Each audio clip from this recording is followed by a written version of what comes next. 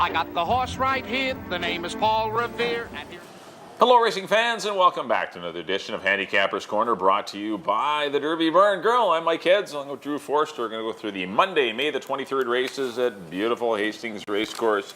We do have 8 signed on. We do have 8 lovely dashes. On the holiday Monday, it gives everybody Queen a day. Monday, Queen Victoria. Queen That's Mum. right. So it gives everybody Lizzie's mum. the Sunday to get over your Preakness hangover and get back to the races on Monday. And a good card they put together, as Mike mentioned, 8 races on tap. Let's hop right into it. Hopefully we are celebrating a Nyquist win. Hopefully we're celebrating heading to the Belmont. Exactly. Triple Crown again, hopefully. First race is a $4,000 non-3 event for older colts and geldings. I went to the 3 here. Mario's win. Speaking of Mario, this horse named after Mario's win aboard I'll Have Another back in 2012 in the Kentucky Derby. Richard Hamill rides. Beat Mr. Candy by a neck last time. Mr. Candy came back to win comfortably. You know, he's faced these horses. Last time Nana's Buddy got the better of him. Mario's win was pressured on the head end, got a little late, came back to win impressively. You know, a real Street Fighter kind of win. I went back to Mario's win on top of Nana's Buddy. Those are the 2 I like in here. I put Strangely Rousing in third spot. He does take a drop out of that very tough Crackdown race. Of course, Crackdown came back to win for 35. So that race is flattered. But I did put him in the third spot. I went 5, 4, and 6. Yeah. Or 3, 4. You went 3, 4. Sorry, 3, 4, and 6. Yeah. Sorry. Yeah, I agree with the 3 Mario's win. I mean, that's the horse to beat. I thought it was 3 or 6 for me. I like Strangely Arousing. Dropping a little tougher race last time, gets in against a little easier. I thought it was 6-3, 3-6 for me. I went to Mario's win to get the win, and I put Nana's Buddy in for third. I think those are your 3 horses. I agree. I went 3, 6, 4 in the Monday opener. On to race number 2, maiden $4,000 fillies and mares. They're going 6.5 furlongs. I ended up on the 5, My Sweet Sugar. A lot of horses coming out of the same Ruffy Rose race. I didn't think Ruffy Rose race would ever be a live one. It is a key race. It's a key race. But My Sweet Sugar had the worst of the trips in that race. He had the 9-hole, got away, not great, was 4 wide through much of the race. Was only beaten a length for second. Like, Mini Fridge is going to get overbet. Yeah. I think. And they were length apart. This horse had a brutal trip. It was his first start of the year. Mini Fridge has had a race. Now, these kind of horses, if you're splitting hairs, but I mean, if you're looking for a little more value out of a race and trying to extract a little more money, I think you might want to try the 5-horse My Sweet Sugar in here. Over the 4, Knock Knock, and the 6, Mini Fridge. I think those 2 are inseparable for me, but I think My Sweet Sugar is worth a look for Taylor Anderson. And just like I said, tough trip from the 9-hole. I want My Sweet Sugar out of that race. Mini Fridge will be 8-5 and possess no value, and probably will run second again and possess no value again next time. So I want Mini Fridge to stay a runner-up effort horse for a long time. I did go to Taylor Anderson's father here. I did go to Mini Fridge, Mike Anderson going great guns, and so is Hamill. And as you mentioned, it comes out of that Ruffy Rose race. Those are the horses I looked at. I did put Mini Fridge on top. I went with Knock Knock second. I know Alan May, Hall of Fame trainer Alan May, didn't feel this horse was, she wasn't really tight enough last time. I asked him, how do you think she's going to run? Because, I'd like to have another work into her. She got the race, now she got another work into her. Yeah, no, that horse is live. I think Knock Knock bounces back with a big effort. Speed horse. And I put Knock Knock in second. I put Blue Speed Gone in the third spot. Comes out of that same Ruffy Rose of Fleet Alice Mini Fridge, My Sweet Sugar race. John Snow going great guns. And Jose Asensio, the bug boy, is definitely picking up as well. I went 6, 4, and 1. In the second, on to the third, nice little race here. Optional 25 for 3-year-olds and up, non-3 lifetime. I went to the 1 Venetian Mass. Terrible race. Terrible race. Terrible. I went to the 1 Venetian Mass for Rona George Morgan, Mike Anderson again. I'm picking Mike to win quite a few on Sunday, so hopefully I don't put the hex on him. Worked very encouraging and tackled the best horses around. Only got beat a little over 3 lengths by Modern. He comes out of the toughest race. This is a good spot for him. I think he fits well in here. There's quite a bit of speed in here with the odds are good. Torneador, Dashing Dawn. There's going to be a fair bit of gas. I think he can sit behind them, make a good run. I put Venetian Mask on top of Wilo Cat, the cool old stakes-winning 7-year-old, earnings over $225,000. He'll be rolling late. He's got a race under his belt, a good third behind Uncle Willard and Richter Red. Look for him to come rolling late. I put him in the second spot, and I put Torneador. Of the speed horses, I think he's the toughest one, so I threw him in In the third spot, I think he'll last the longest on the head end. I went 1, 6, and 4. Yeah, terrible. Meaning, I have no idea who's tough. going This to is win a this. very tough I got race, a 3. Dashing Dawn's in here. There's a lot of, I don't know, just tough little. Muddled, yeah. I went the odds are good to win it. I think he's the speed of the race. You might get a gift again, and on the head end, didn't fall in love with anyone. No speed in the race. I mean, the odds are good. Has to get the lead, I think. And if he gets the lead, like he did last time, he drew away from Berard, Breeze, and Merlot. I mean, those Merlot came back to lose for 16, but still the odds are good. You know, looked good winning last time. I'll try him to win it. Put the 6 Wild Cat. You know, he's not a sprinter, but give him another shot. And he's only running for 25, so he's got a chance. And I put the 1 Venetian Mask in the mix. Another one that wants to go longer, but wasn't disgraced against Modern, but just kind of a suck up. 5-length loser, but 3-6-1 for me. But a race Toreador, I don't mind that horse either. Yeah, I threw him in. El Capone's nice, yeah. Dashing Dawn, odd spot. But anyway, I went 3-6-1.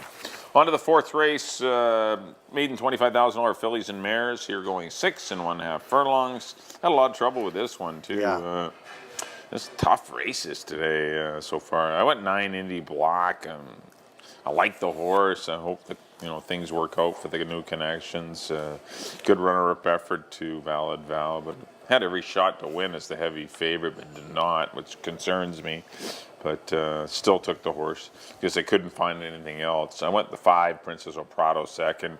Had every shot to win last time, but got to give her perhaps a race, and we'll see if she gets better second time out. And I put the 7 Forest Bliss in for third. Had a pretty good run first time out last year. We'll see. But Bob Roman's horse has been working really well in the mornings, and I just like what I've seen from Forest Bliss. Claimed off grading first. I went 9, 5, and 7, but there's a lot of chance. I could go through the whole field and give him a shot. This is a tough exactly. race. I ended up on Princess of Prado. She was heavily bet in her first start. She's a well-bred daughter of Patio Prado. Mike Wheeldon bought her at Keeneland for $22,000. She was heavily bet in her first start. It's a lot to overcome. I like the fact she's got a race under her belt now. She didn't get beat, by daylight, right? She got beat just under 5 lengths. Scott Williams rides. So I put Princess of Prado on top. I put Stefanitely, first-time starter out of the Mark Cluche barn, out of the good mare Skyborn. I like the works. I like that 36-1 gate work on May 18th. Mark's having a very good year. Him and Reyes are teaming up well. Well-bred field. I put Stefanitely in the second spot, and I put Indy Black in the third spot. Troy Taylor's always dangerous off the plane, and puts her right back in for 25, so she should be a handful in here. I went 5, 8, 9. In the 4th, on to the 5th, 3-year-olds, optional 25. Good little race here. Another tough one. Another tough one, yeah. I had a few go-rounds with this. I ended up on the 4 Sunscape. Richard Hema had a lot of options in here, and he landed on Sunscape, who broke his maiden in his last start last year. Got a 50 buyer for that. There is higher buyers in here, but I just think I like the fact that Hamill had a lot. He could have rode Fear the Cat. He could have rode Blue Storm Cat. He could have rode BC Charlie. He had his pick of many horses in here, and he chose Sunscape. Yeah. I went with Richard. He's making all the right decisions right now. On top of Fear the Cat, a stakes winner here last year in his last start. He won the Sale Stakes. Blinkers off. Sahin Savici, who knew him well, rode him his first 2 starts. 2 good seconds behind Stands in Command, who we saw win the first 3-year-old stake this year. I put him in the second spot. And I put Good As They Get. Good race last time, breaking his maiden. Got a 63 buyer for it. Went in 118 and 1. I couldn't really decide in the third spot. I like 4 and 1, but I did land on the 4 Sunscape. I went to the 3 Lord Vancouver. I mean, this horse has been running in Phoenix and been running well, and it's a nice horse. I mean, he was actually pretty good here last fall as well. The only 2-time winner in the field, actually. Yeah, and he's worked well since coming back to Vancouver. Worked in a minute in his last work, and I think he's got some speed. Could be dangerous on the head end. I didn't love anyone else. I put the 8 horse Good As They Get in for second. He had a nice win last time. Scooted up the inside, but he's a horse that's had a couple of tough trips so far this year. Managed to get a second out of the first one behind the 4-year-old Toreador, and then won last time. And he's in against straight 3-year-olds here, so that's going to help him. Yeah. Good As They Get's alive in here for Silvino Morales, is riding very well, and the Mel Snowbarn's going great guns. But the 6 Rock Concert, another hot barn. John Snow put him in for third. Horse that dropping out of a stakes race. This horse deserves some respect, and I wish the horse would show the kind of speed he would show the kind of speed he did when he broke his maiden, but we'll see how he does. But Rock Concert's definitely worth a look too. Yeah. Lord Vancouver for me really has developed into a nice horse. He's routing. He's I just hope he's not over the top and getting to the point where he needs to be turned out. You run all year, you can't run forever. You got to be turned out eventually. But Lord Vancouver's looked good. He's his workouts indicate that he's ready. I went 3, 8, and 6 in race number 5. The start of the year late. Pick 4. On to the 6th race. $8,000 older horses here going 6.5 furlongs. I went to the 9 every night. So Blair going to give this horse another shot. Got battled on the head end with the eventual winner Burnham. Obviously lost the fight and ended up losing second. But I just see no speed in here. I don't know who's going to go with the horse. Yeah, I know. Every Night's a Blur for me gets the lead. Yeah. Now, Proxy Man does have speed, and maybe Proxy Man will ruin Every Night's a Blur's But day. he's out of the same barn, so Jim Brown. unlikely, That's right. Yeah. That's what I was looking at when I made the pick, that Jim Brown has 2 in here. Either Proxy Man may scratch or Every Night's a Blur may scratch, but they're not going to. Either way, if they both run, they're not going to kill each other. I'm going to tell you that. So Every Night's a Blur for me to defeat the 7 horse. Lauren 500 is a cool dude. Yeah. Always runs big races. Ran an odd race last. I don't know why he was so far back, but Amadeo Perez is aboard and got the horse 8 lengths back in a race that didn't feature that much speed and left him with a lot to do. Hopefully he gets him in play a little more, but it was just his first race of the year. Perhaps the old guy needed a start. 10-year-old son of Flaming West, and still cool horse at the $8,000 level. Put the 6 Ganbei in for 3rd. He's been in top form for a hot outfit, and he's not a sprinter, but still he's been running well sprinting. He's got a win in the second, or win in the third, pardon, or win in the second. So I mean, he's maybe he can sprint. So especially at this level, he's a route horse at the high level where he used to be. He can sprint when he's down here for $8,000. Exactly, I went 9.76. I did land on Lord 500 here. I thought a very good effort behind after the conflict, as you mentioned. He probably needed the race. I like the fact that he's got a race under his belt, drops to his lowest price. Way too far. Last time he ran for 8,000 was at Golden Gate back in last March. And he only got beat a neck that day. For 8,000, he's got to be tough. I agree with you. I want Amadeo Perez to get him involved early, though. Yeah, send him. He just kind of laid around last time and then asked him late. And at that point, after the conflict was gone. So I'd like to see him involved early. I did put him on top. Ganbei I put in the 2nd spot. As you mentioned, not a sprinter, but wow, 2 big efforts so far this year. Winning by 4 for 62.50 in a game effort last time. Behind Smilky Joey, who got away from them all. So I put him in the 2nd spot. I put Bear Rock and Roll in the 3rd spot. 2 years ago he won. Classy old dude. Yeah, he won 7 of 9 2 years ago. Last year he only had 1 win, but 7 of 9 in the money. So I don't want to leave him off the ticket. I put him in the 3rd spot. I went 7, 6, and 8 in the 6th. On to the 7th. Nice little 3-year-old filly event here. And I did land on the 5 Chestnuts Gold. I thought a good race last time behind a well-meant Chianti, was well clear of Oma, who's in the 1 hole here. And I didn't really get a major feeling. Baja Storm ran a big race, but that was for 4,000. I like Chestnuts Gold coming out of the livest race here, I think. I put Chestnuts Gold on top of Oma, who did run 3rd behind her last time.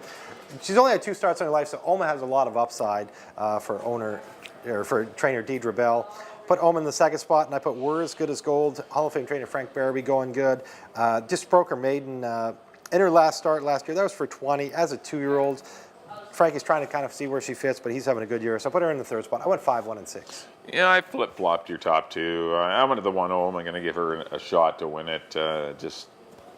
She got squeezed leaving the gate. Yeah, she got pinched up pretty bad last time. There's not a lot of speed in the race. Well, there is some speed with Baja Storm and our Benita Rose, but I think if Oma can break well, she gets the lead. She's going to make things a little more interesting than she did last time. She was in behind horse. That's not what she wants to do. I don't think, anyway. She's only had 2 races in her life, but she definitely showed that, she was a little uncomfortable last time coming from off the pace. But I think with a better beginning, she can be more of a force. Maybe turn the tables on the 5 Chestnuts Gold, who did defeat her by quite a few lengths. And I put the 6 horse We're Good As Gold for Frank Barabee. That horse, nice win to close out the season last year. Been working well. Frank's barn's been going quite sharp as well. I put that one in for 3rd. I went 1, 5, and 6, but no strong opinion in race 7. That's a tough race.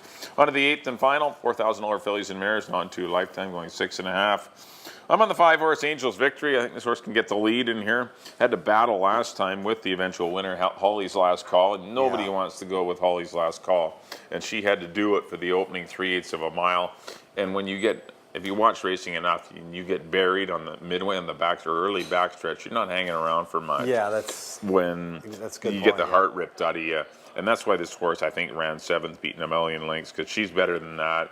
No Holly's Last Call. She came back to win for 16. Holly's Last Call and was claimed out of a $16,000 claimer, by the way. In 16 and 3, I believe. Yeah, 16 and 4, 3, whatever it was. But she ran fast Holly's Last Call in her next start. So it just shows you what poor Angel's Victory was up against. For unfortunate to run into that one in a non-2-4. But I'm going to try her to win it. Put the 2-horse Tulipia and the 6-horse Biscuit in behind. It's a Factum, Corporate Last. They're all the Bays Gal. They're all the same to me. I thought Angel's Victory was the horse that could get the lead in here. I don't care about there's no other speed in the race. Angel's Victory for me to win it, and everyone else, it's a blur. Everything's a blur after that because they're all the same, the other 6. Angel's Victory is kind of a standout on paper, or at least as a play for me anyway. She may run last again. Maybe there's something going on with her, but I like her to win it. 5-2-6. I did go with It's a Factum.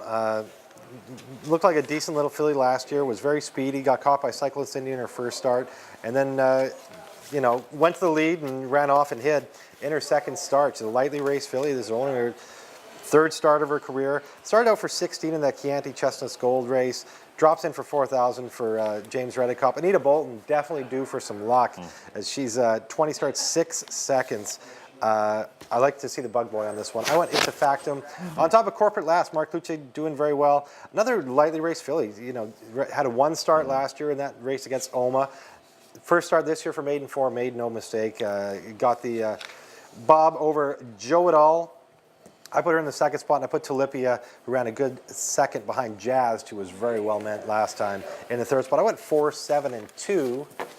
In the nightcap, that'll do it for our analysis of the Holiday Monday card. Up next on Screen Over Our Picks. Mike, as always, you're up first. Back in race number 1, I went to the 3-horse. Not on here. You got to go through the old-fashioned Mario's way. win over the 6, Strangely Rousing, and the 4, Nana's Buddy. Back in race number 2, I went to the 5, My Sweet Sugar. I went 5, 4, and 6. Race number 3, went to the 3, The Odds Are Good, over the 6, Wild Cat, and the 1.